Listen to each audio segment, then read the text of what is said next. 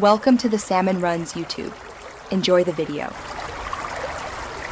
In this video, I will explain how to cook shell pasta perfectly every time.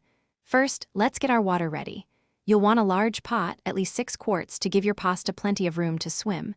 Fill it with at least 4 quarts of cold water. Don't forget the salt. Add about 1 tablespoon of salt for every quart of water. This seasons the pasta from the inside out, making a huge difference in flavor.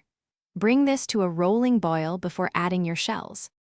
Once your water is at a vigorous, rolling boil, it's time to add your shell pasta. Gently pour the pasta into the pot. Make sure to stir it immediately and continuously for the first minute or 2. This prevents the shells from sticking together or to the bottom of the pot. Cook the pasta according to the package directions, usually between 8 and 12 minutes, until it reaches that perfect al dente texture, firm to the bite, but not hard.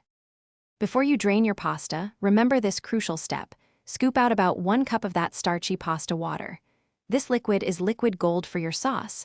Then, quickly drain the shells using a colander. It's important not to rinse the pasta. Rinsing washes away the starches that help your sauce cling beautifully to each shell, leaving you with a less flavorful dish. Now, you're ready for the next step.